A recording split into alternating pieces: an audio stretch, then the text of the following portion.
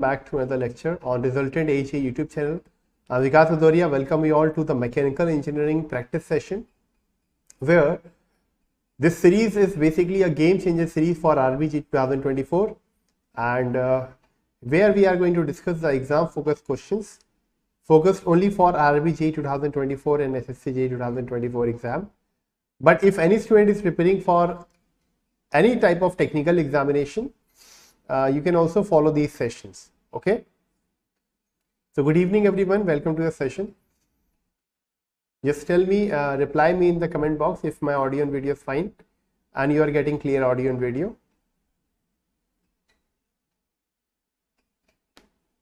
Just a second. Yeah, as I can see, I can also see that the audio video looks fine to me. So let's start the session, and I request everyone to quickly join me for this session. Hello Neeraj, good evening, welcome to a session. I am here with you all on Resultant JE YouTube channel, where I am back again with some more set of questions which will be helpful for your exam preparation, whether you are qualified for SSC JE CBT2 and preparing for it, or you are preparing for RRB JE exam. I hope your preparation for CBT1 is going well, and for CBT2 you can follow these practice session. Let's start the session. Good evening once again to everyone and welcome to the session. My dear students, if you have not subscribed to Resultant YouTube channel, then please do it, and also press the bell icon which is very next to the subscribe button. You can find this icon in the shape of a bell. You can press it and you will get the you can automatically receive the notification from our YouTube channel. Also, if you could find some time to like and share the session, so that we can have more participant in this session, and this session can be it can reach to more people, more students. Also, my dear students, if you have joined me for the first time, this is a small introduction. I'm Vikas Sir, faculty of mechanical engineering, having more than 7 years of teaching experience. The subjects that I generally teach are fluid mechanics and thermodynamics, applied thermodynamics, and this is my qualification, and these are the achievements. I have mentored more than lakhs of students, and many of those students have cracked different JEE level exam and GATE exams. Let's start today's first question. Question number 1. The following remarks pertain to the properties of a gases and vapors. So these remarks or these statements are given for gases and vapor both. The equation of the state is not by itself sufficient for calculation of the properties such as U, H and S. First of all, what equation of state means? Equation of the state means they are talking about the ideal gas equation. Ideal gas equation, which is PV is equal to MRT. Is this equation not itself sufficient for calculation of properties like U, that is internal energy, enthalpy and entropy? Correct. Yes, this equation is not itself sufficient for calculation of these properties. Hello Harsh Rajbhar, good evening, welcome to a session. Next statement. Throttling process is an adiabatic and steady flow process. Throttling process is adiabatic, yes. Heat transfer will be 0. In throttling process, heat transfer is 0. Work is 0. Changes in kinetic energy are 0. Changes in potential energy are neglected. If you do all the things, then enthalpy change will be 0 and enthalpy will be constant. Okay, so this statement is also correct.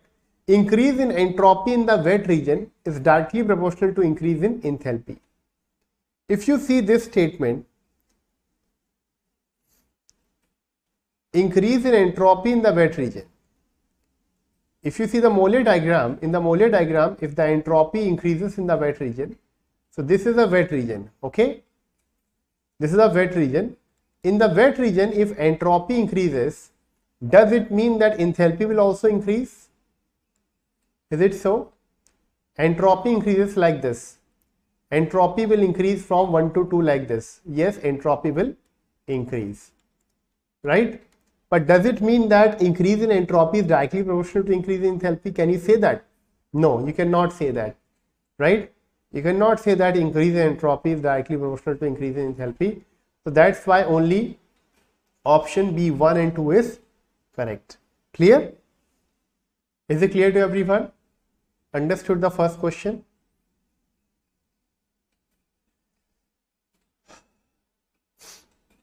Alright, next question. A system of perfect gas undergoes a reversible adiabatic expansion process. A system of perfect gas undergoes a reversible and adiabatic expansion process. Its entropy will increase. Its entropy change will be 0. The entropy change of the surrounding will be 0. Select the correct code. So we are having a system, and that system is made of perfect gas, and that system is going through a process known as reversible and adiabatic. So you know that for reversible and adiabatic process,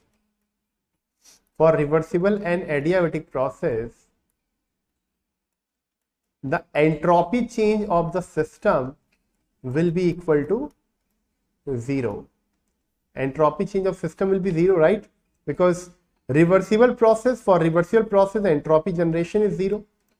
For adiabatic process, heat transfer is 0. So we can say that for reversible and adiabatic process, entropy change will be 0. So this statement is not correct, but this is correct for the system. Okay. Also, my dear students, you can see in the comment box, if you need any guidance regarding your RRB JE exam preparation, then you can fill out the Google form given in the chat box. Okay.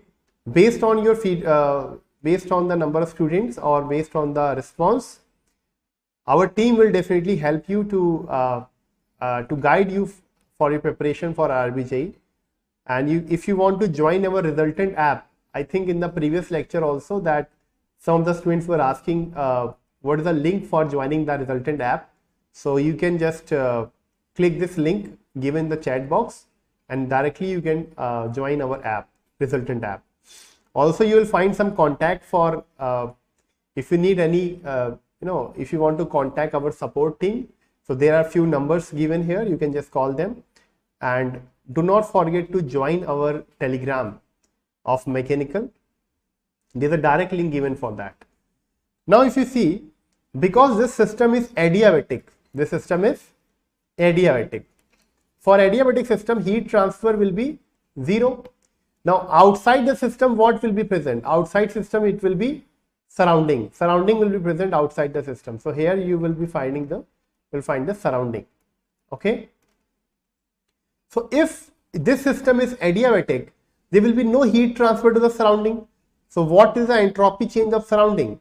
Entropy change of surrounding is equal to the heat which is received by the surrounding divided by temperature of the surrounding.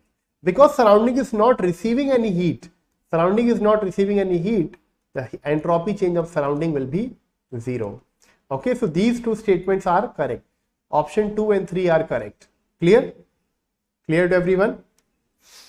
Now, if I ask you, in this particular case, what will happen to entropy change of universe? What will happen to entropy change of universe? Tell me. Universe entropy change will also be 0. Why? Entropy change of universe is equal to entropy change of system plus surrounding. In this case, because entropy change of surrounding is 0, system is 0, so entropy change of universe will also be 0. Next question.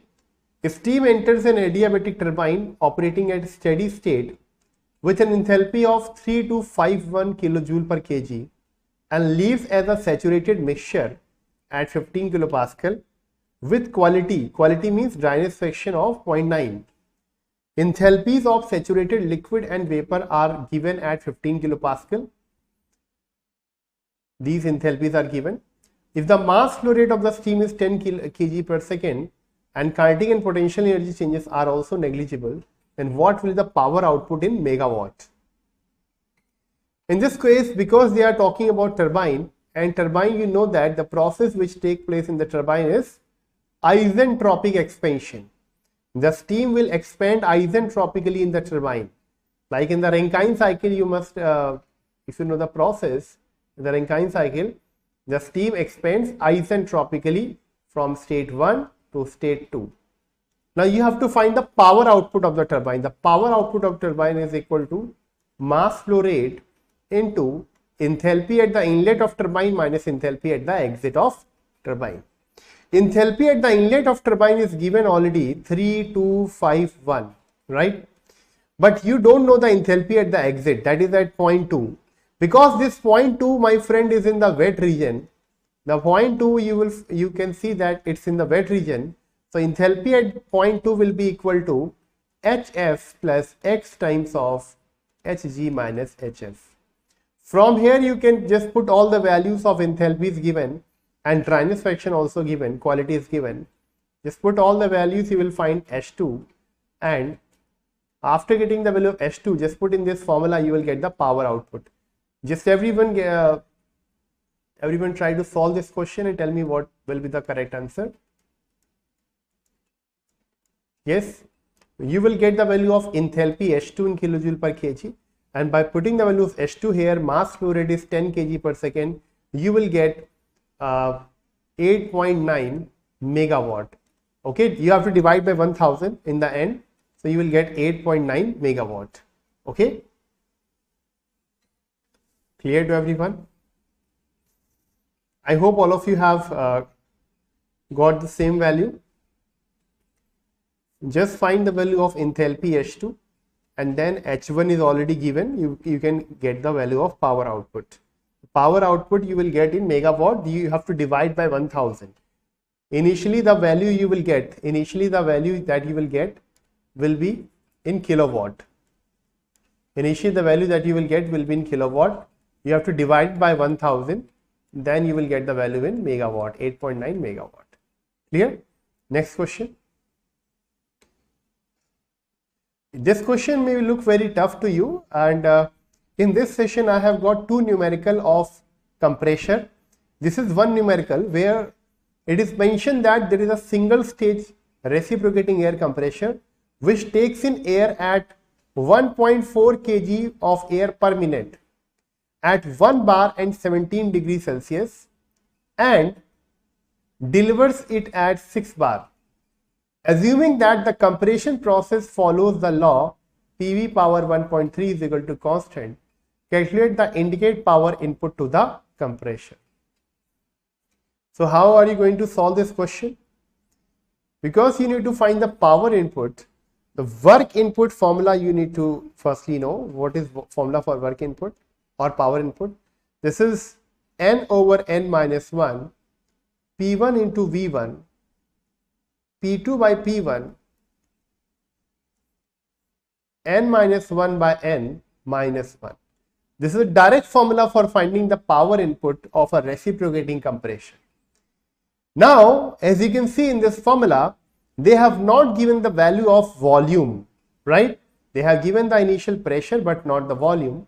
So what you have to do in this case, you can also modify the formula as N minus 1 MR T1 P2 by P1 over N minus 1 by N minus 1. Also, because this is mass flow rate given in kg per minute, when you divide by 60, you will get the value in kilowatts.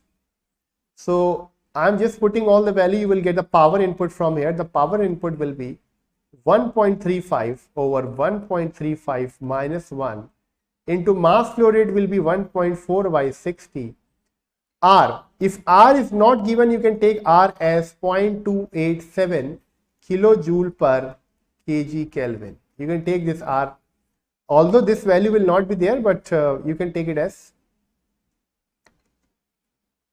you can take R, this value of R.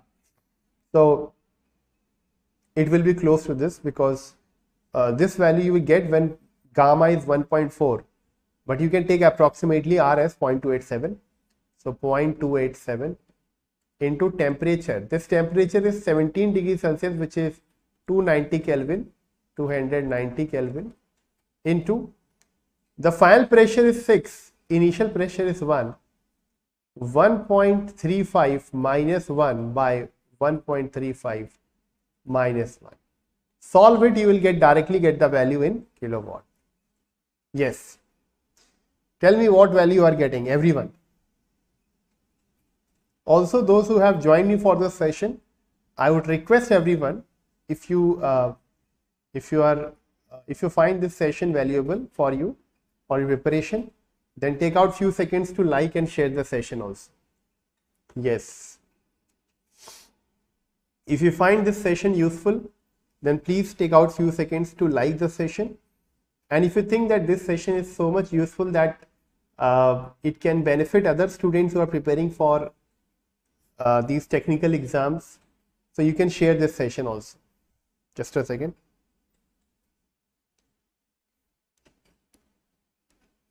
So you will get 4.43 kilowatt, approximately 4.43 kilowatt. Neeraj, your answer is correct, 4.43. I hope apart from Neeraj, all the other students are also participating and solving these questions. Okay. Next question is, calculate the discharge through a convergent mouthpiece. Mouthpiece means a kind of a nozzle only. Okay. Convergent mouthpiece of diameter 50 mm that is discharging water under a constant head of 20 meters. Now this question is completed here only. Okay. 20 meter. And this discharge that you have to find, in liter per second.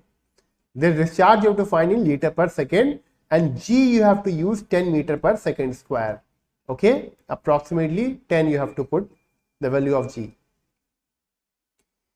So how you will find the discharge? Discharge is equal to area into velocity, right?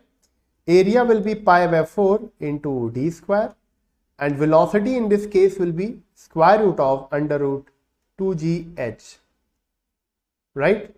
H here is 20 meter, G is 10, 2. So just put all the values, you will get pi by 4 d square. Reynolds has given 39.25 as the answer. Very quick, very good.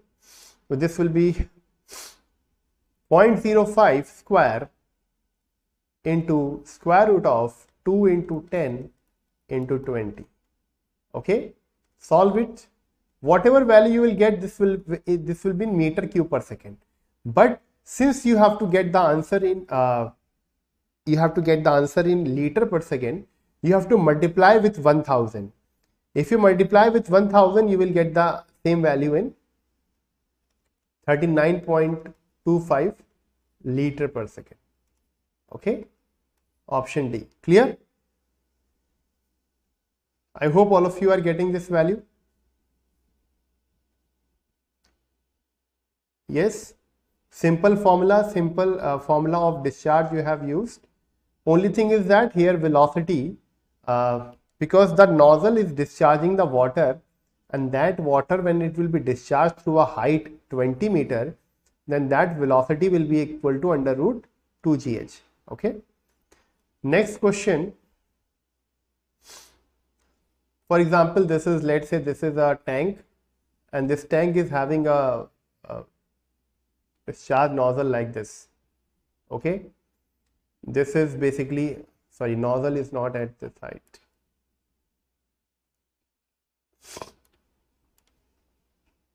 This is having a discharge nozzle like this, convergent mouthpiece. This is the height 20 meter. So from this 20 meter height, the velocity will come out to be how much? The velocity of discharge will be equal to under root 2gh. Okay, where h is 20 meter. In the pressure volume diagram for a pure substance, the point at which saturated liquid line and vapor line meet is called. The point at which saturated liquid line and saturated vapor line will meet. That is, I think, sometimes when you solve the tough question, you should always get these kind of easy question also, so that your morale is high. Otherwise, many of you will fear that, sir, all the questions are tough, sir. So I have put all the type of questions in the session. So this is the point called as critical point on a PV diagram. Okay, and at this point you will find it is the intersection point of these two lines, saturated liquid line and saturated vapor line. The intersection point of these two is called as, that is called critical point, right? Next question. In this question, they have to match some properties of the fluid, right? Properties of the fluid like density, coefficient of compressibility, kinematic viscosity and surface tension with their units or with their definition. Okay, so here you will find some related parameter regarding these properties of the fluids. For example, density. You know that density and specific volume, they are having a relation like this. Density and specific volume are reciprocal of each other. So for 1 it will be 4. The option 1 it will be 4. Based on only option 1, you can say that option A and option C cannot be correct, because for 1 density it will be reciprocal of specific volume. So only 2 options can be correct, B and D. Now let's match the second option, coefficient of compressibility. Compressibility is reciprocal of bulk modulus of elasticity. So for 2 it will be 1. I think only 2 options are sufficient to give us the right answer. Okay. And kinematic viscosity, you know that the CGS unit of kinematic viscosity is stroke, and further you can say centi-stroke, and surface tension is also the equal to surface energy per unit area. Energy is measured in joule and area in meter square. So that's also the formula for surface tension.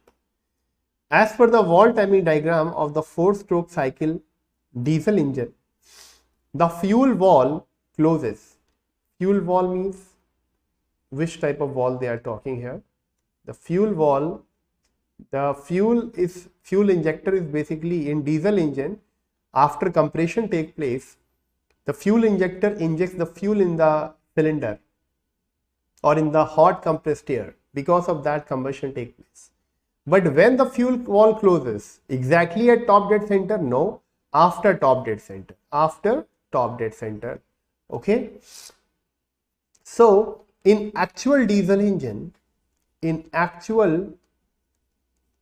operation of the diesel engine, not actual operation of diesel engine, the fuel injection wall of fuel injection starts before their dead center, before top dead center, and closes after top dead center. Okay, this is important thing. Clear?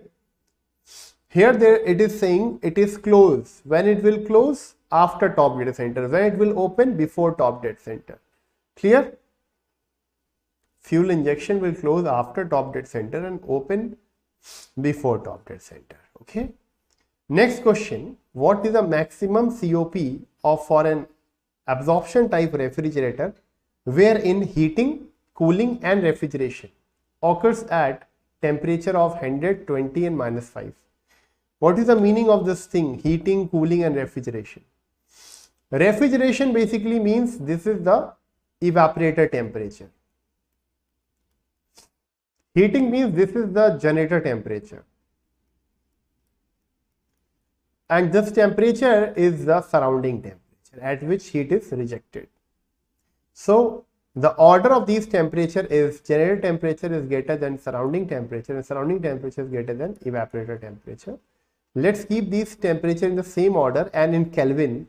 So this will be 373 Kelvin, this will be 293 Kelvin and this will be 268 Kelvin. Okay. Now how you will find the COP? COP will be equal to 1 minus 293 by 373 into 268 divided by 25 directly. When you solve this, you will get the right answer that the maximum possible COP will be 2.3. Okay. Are you all getting this value? Tell me. Yeah, you can just let me know if you have got the same value. Thank you so much for all the 5 students who are watching the session. Thank you for your participation in the session. Your preparation is definitely going to be enhanced by this session. I promise you that. Just follow this session regularly. You will definitely, you will find that by daily practicing this question, your preparation will definitely enhance. You will be able to revise your concepts and get to see new questions, right? Even if the questions are repeated, then also you will be able to revise the formulas, revise the concepts. Okay, just follow this session regularly. In the steady flow air compressor, and also do not forget to like and share the session. That is what I want from you. In a steady flow air compressor, air enters at a speed of 5 meters per second with a pressure of 1 bar and leaves at a speed of 7.5 meters per second with a pressure of 7 bar. If the inlet specific volume is 0.5 meter cube per kg and outlet specific volume is 0.15 meter cube per kg, what is the ratio of inlet pipe diameter to the outlet pipe diameter? Well, for this question, how to solve this question, my dear? Because it's a steady flow air compressor, for air compressor, one thing we know for sure, that for air compressor, one thing we know, that if air is flowing in the compressor, then mass flow rate at the inlet of the compressor will be equal to mass flow rate at the exit of compressor, right? Now, what is mass flow rate? It is equal to A1 into V1 divided by specific volume 1 is equal to A2 into V2 divided by specific volume 2. Here you have to find the ratio of inlet to outlet pipe diameter. So we can say that A1 by A2 will be equal to V2 by V1. V2 is velocity, right? Into specific volume V1 by V2.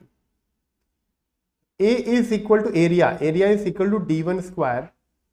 D1 square by D2 square is equal to V2 into V1, right? Now in this particular case, what will be D1 by D2? You have to find the ratio of D1 by D2. So D1 by D2 will be square root of this. Just find the square root of this. Now you have to just put all the values. If you put all the values, that is already given the question. V2 is 7.5. V1 is 5. Specific volume is V1 is how much? 0.5 and this is 0.15, right? When you solve this, you will get 2.236:1. Option B. Clear? Are you all getting this value? Tell me. Yes, everyone getting the same value? Understood the question? I hope the question is not difficult for you. Yeah, there are some data which is given, some extra data is also given here, like pressure is given here, but it's not that every time if you have a lot of data given the question, you have to use all the data. No, it's not like that, right? You have seen many questions where if the data is, there are some data which is given, but that has not to be used, right? It should not be used. Now in this question, this is a question of heat transfer. As you know that for RRB JE exam, heat transfer subject is also important. So for today's session, I have taken few questions from heat transfer and few questions from production, so that your concepts of heat transfer production should also be revised. And my intention is not here to prove anything that I also know these two subjects. Only thing is that since right now only in mechanical only one class is going on right now, and other faculties right now are busy taking classes in either paid classes or any other platform like Gate Engineering Services. So I thought that I should take few questions from heat transfer production also, so that these subjects should also be revised for your RRB JE exam. In counterflow heat exchanger, cold fluid enters at 30 and leaves at 50, whereas hot fluid enters at 150 and leaves at 130. Mean temperature difference. Now, in this question, it is not mentioned. It is one thing is not mentioned, that which mean temperature difference. The hot fluid enters at 150 degrees Celsius, and obviously it is going to lose its heat. It will lose its heat to cold fluid, and because of that, temperature of the hot fluid will reduce, while cold fluid will enter from the opposite side. Why? Because it's a counterflow heat exchanger, the cold fluid will enter from exactly opposite side from where the hot fluid is entering. Okay, so this is entering at 30 and leaving at 50 degrees Celsius. Now, Now, the question is, which mean temperature difference has to be determined? Now, there are two types of mean temperature difference. One is called arithmetic mean temperature difference, arithmetic mean temperature difference, or MTD, right? And one is called LMTD, logarithmic mean temperature difference, which need to be determined here. So, for finding these two, you have to find the difference of these two temperatures, theta 1, which will be 150 minus 50, that is 100 degrees Celsius, and here also you have to find the difference of these two temperatures, that is 100 degrees Celsius. Now, arithmetic mean temperature difference will be theta 1 plus theta 2 by 2, which is obviously going to be 100 degrees Celsius, and logarithmic mean temperature difference will be equal to theta 1 minus theta 2 over log of theta 1 by theta 2. Okay, which is of course going to be 100 minus 100 by log of 100 by 100. This is a form of 0 by 0. Whenever you get 0 by 0 form and it is a counterflow heat exchanger, then LMTD will be equal to either theta 1 or theta 2, which is 100 degrees Celsius. So in this case, both AMTD and LMTD both will be 100 degrees Celsius. Clear? Is it clear to Is it clear to everyone? This is a case of balanced heat exchanger. This is called a balanced heat exchanger. Whenever you find this situation, it's called balanced heat exchanger. And if it is a counterflow heat exchanger and you find that you get 0 by 0 form, then LMTD will be equal to theta 1 or theta 2. Okay. Now, as I promised you that today I am having 3 to 4 questions of production also, so that your production concept should also be revised along with thermal, FM and for the other subjects of mechanical. I not be too much, don't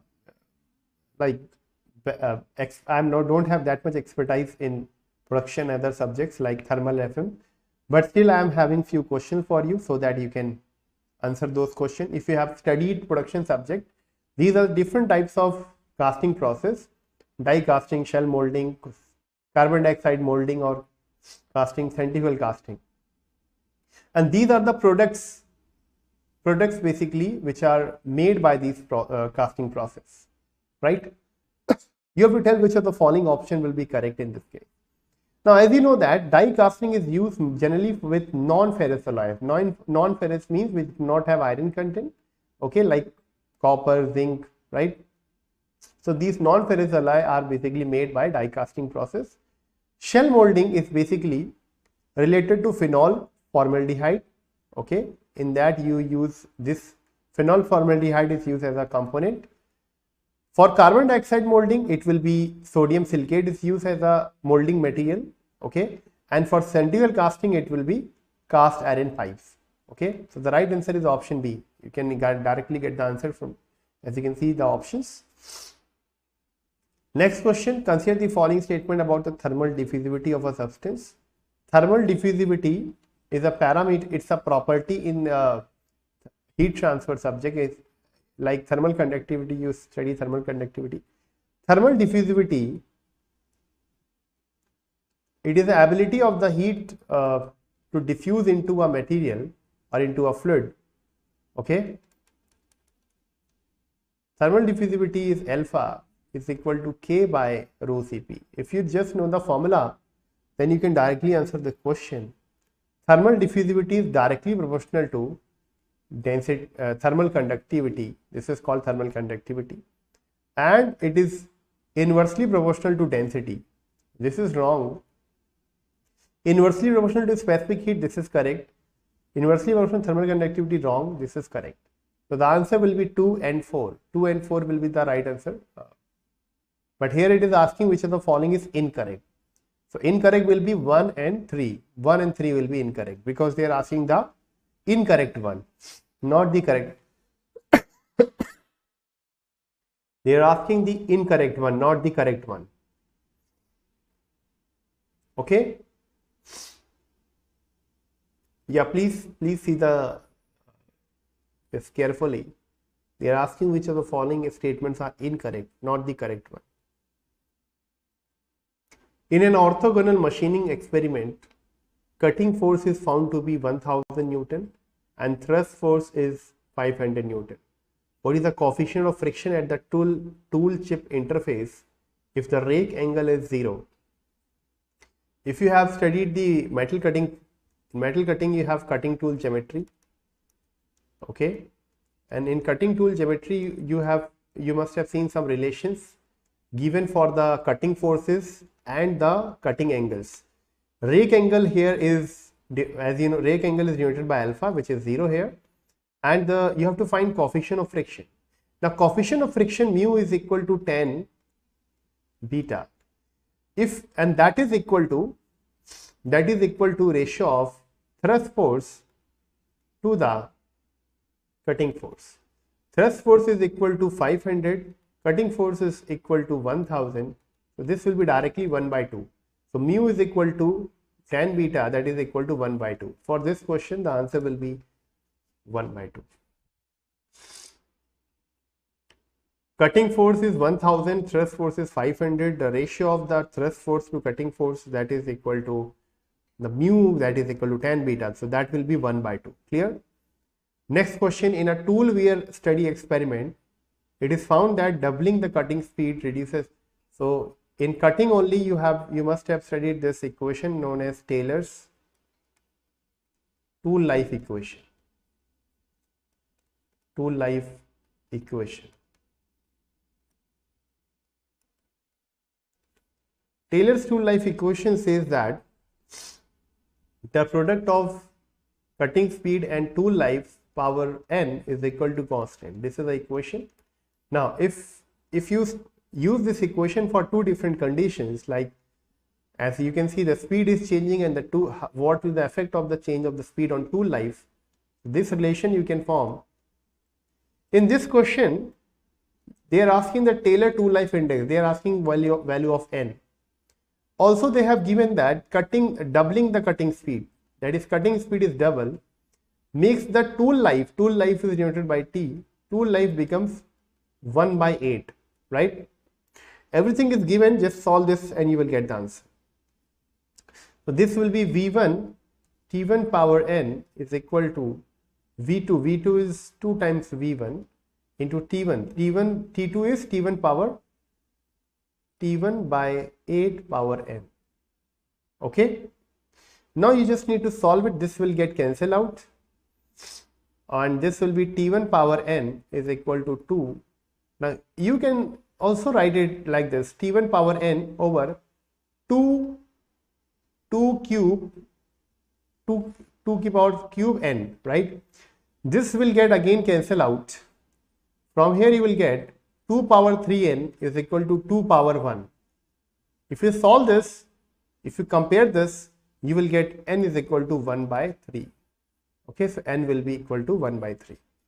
So you can find these kind of questions from, if numerical question can come from production, then cutting is also a very important topic where you will find these kind of relations, equations from where numerical can appear in your exam. In your RRB, see RRB JE exam, earlier in RRB JE exam there has to be the proportion of numerical was 15% and theory question was used to be 85%. But because after 5 years RRB JE exam will be conducted and they are also allowing calculator this time, there can be some changes in the proportion of numerical and theory questions. Maybe numerical question can be increased to 40% and theory question can be 60%. So that's why I'm telling you to practice the numerical also. Like this is a question where we have one more relation in the cutting topic, metal cutting topic. The relation between the cutting velocity. There are different types of cutting velocity. That is, this is only called cutting velocity. This is called chip velocity. This is called shear velocity. These are three types of velocity in the cutting, in the metal cutting. This is called as cutting velocity only. Okay. This is called as chip velocity. The velocity of along the chip. This is the shear velocity. Now there are some relation between these three velocity and some angles. Okay. Here they are asking with velocity of the chip sliding along the shear plane. Velocity of the chip sliding along the shear plane, that is called as shear velocity. Now you have to find the value of shear velocity, which is Vs, in terms of V. V is the cutting velocity and the alpha. Alpha is the rake angle and phi is the shear angle. Already mentioned in the question. Now this question may look very difficult to you, my dear, but let me make it very easy also for you. The relation between these velocities are, just a second, the cutting velocity divided by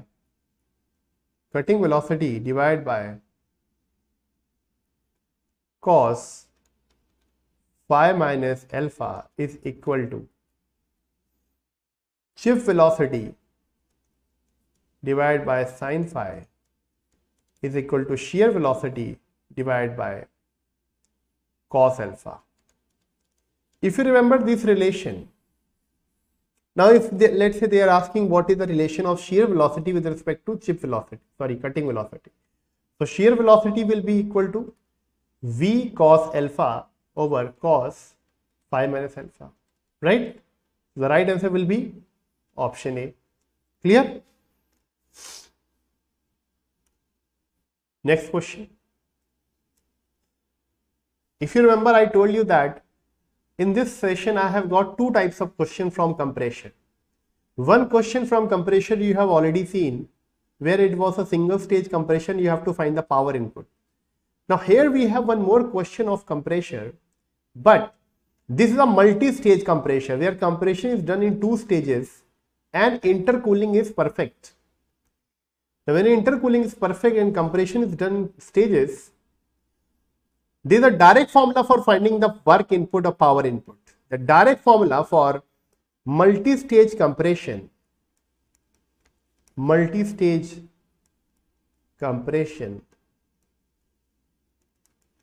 with perfect intercooling. Direct formula is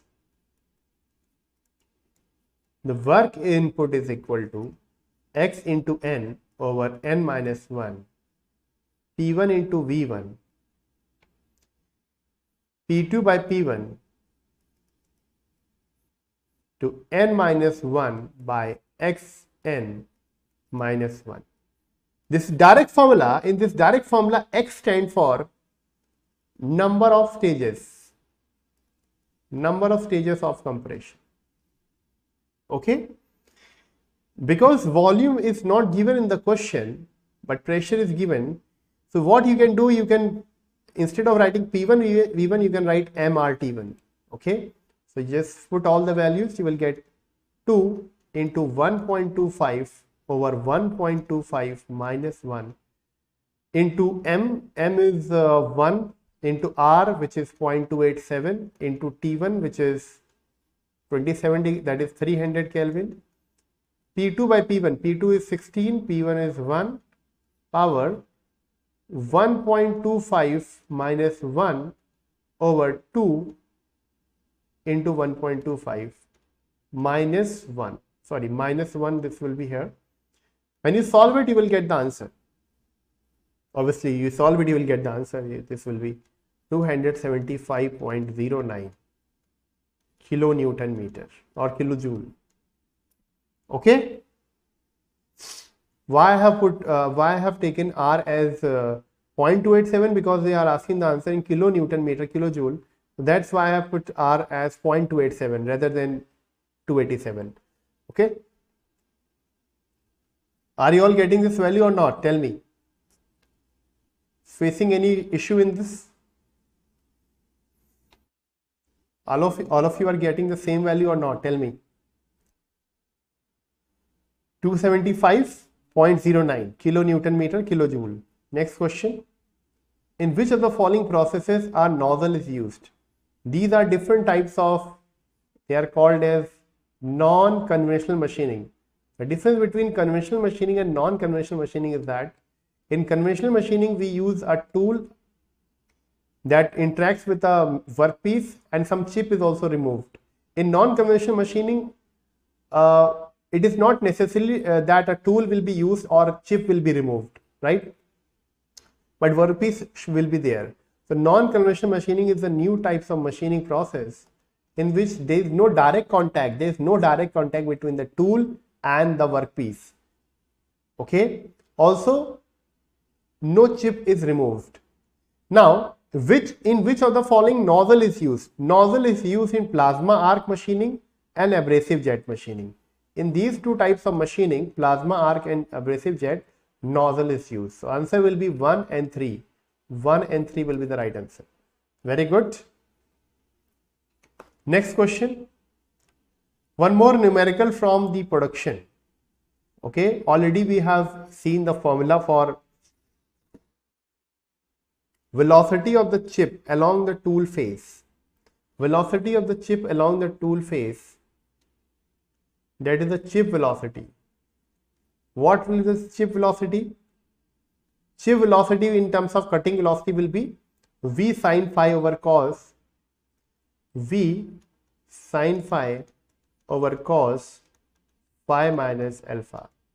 In this case, they have given the cutting velocity which is 35. Shear velocity is also given 45 over cos 45 minus 15. So this will be simply 35 into sin 45 divided by cos 30. You all know what is sin 45. You all know what is cos 30. That is basic mathematics. You must have studied this thing. Solve it and tell me the answer.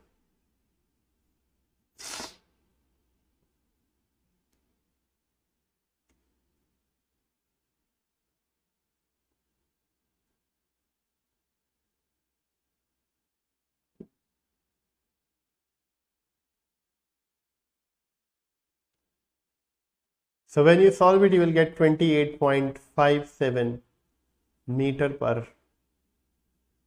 mm कह रहा है. This is meter per minute. I do live minute. Okay. Clear to everyone? There's some problem there's some typing mistake in the question. This will be meter per minute. 1 kg of an ideal gas having gas constant of R 287 joule per kg Kelvin undergoes an irreversible process from state 1 where pressure and temperature are given to state 2 where pressure and temperature are again given. You have to find the change in specific entropy of the gas. Now entropy change for this kind of situation where temperature pressure are given is, you all know the formula, that is mCp log of T2 by T1 minus mR log of P2 by P1. In this question, both pressure temperature are given for initial final state.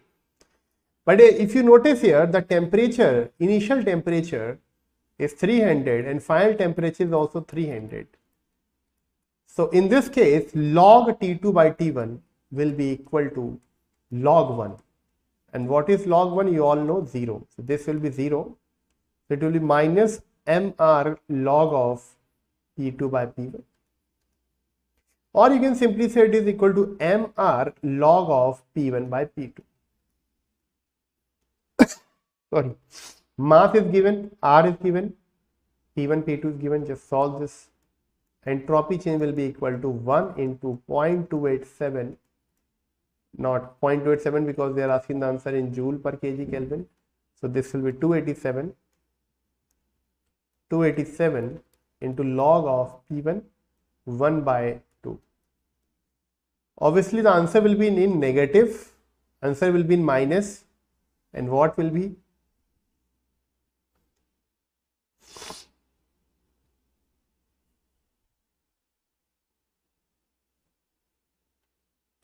This will be minus 199 joule per kg Kelvin. Okay, option C. Cleared everyone? Next question. Air enters an adiabatic nozzle at 300 Kelvin, 300 kilopascal and 500 Kelvin with a velocity of 10 meter per second. It leaves the nozzle at 100 kilopascal with a velocity of 180 meter per second. The inlet area is 80 centimeter square. The specific heat of the air is given as 1008 joule per kg Kelvin. Exit temperature of air you have to find. So how you will approach this question? Yes, because it's a nozzle, and for nozzle steady flow energy equation is H1 plus V1 square by 2000 is equal to H2 plus V2 square by 2000. This is a steady flow energy equation for nozzle after following the assumptions of heat transfer, work is zero, and potential energy changes getting neglected. Right? Now, you can also write it as H1 minus H2 is equal to V2 square minus V1 square by 2000. H1 minus H2 you can also write as Cp of T1 minus T2 is equal to V2 square, which is 180 square minus 10 square by 2000. Here Cp, one more thing here is one more thing that you have to focus here, and that is because Cp is given in joule per kg Kelvin, so you have to take this also in joule per kg Kelvin, because Cp is in joule per kg Kelvin, so that's why you have to remove it. Will not keep 2000, it will be just 2. Okay. If you want to give 2000, then what you have to do is you have to put this value as 1.008. So it's your choice. It's your choice. If you want to keep it, then you have to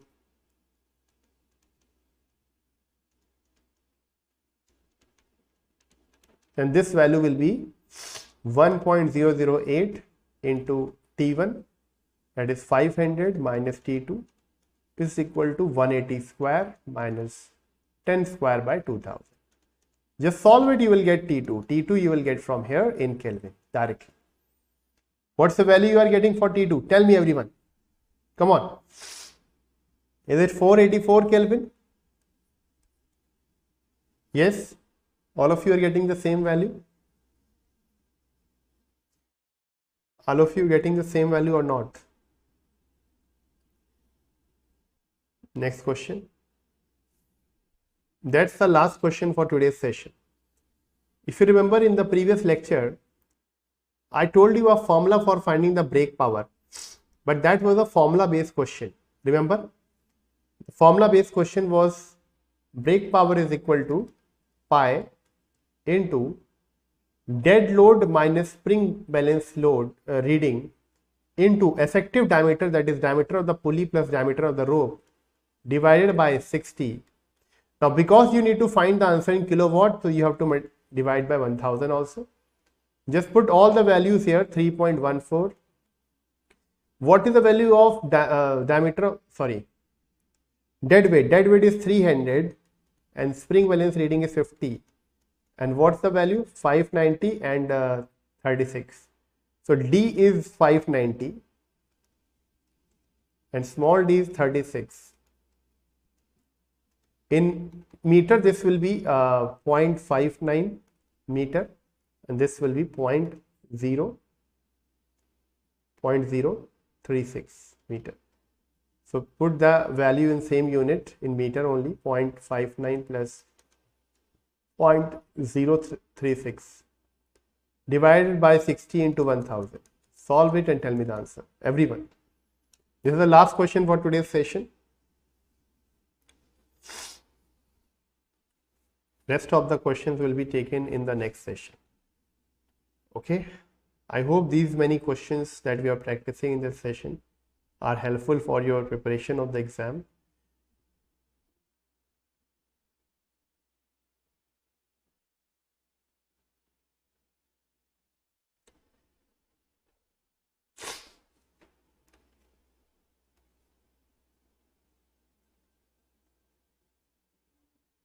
Oh, sorry. We forgot one important thing here. Where is the RPM? 400. N will also be there. Yeah. So one thing will also be here, that is N. I forgot this one thing, that you have to keep value of N also. In the formula, N was missing. 3.14 into 300 minus 50 into 0.59 plus 0.036 into 400 divided by 60 into 1000. So that's the reason I was not getting the answer. Just a second.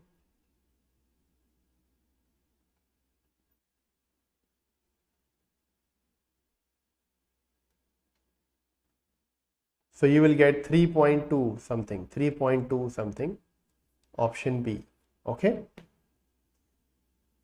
आप में से कोई ऐसा तो नहीं है जो 4 stroke की वजह से, because of 4 stroke you are dividing by 2? No, you don't have to divide by 2 in the case of brake power. If you remember, I told you this thing. Okay, so you will get option B as the answer. So that's all. Rest of the questions I will take in the next session tomorrow. Okay. If you have liked today's session, then feel free to like it. Okay, hit the like button. Also, please don't hesitate to share the session so that this session can reach to more students and more students can join the session live or can watch the recorded.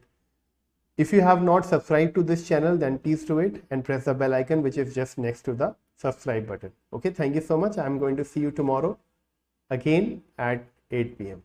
Okay, see you tomorrow at 8 p.m. Till then, take care. Have a nice day. See you soon.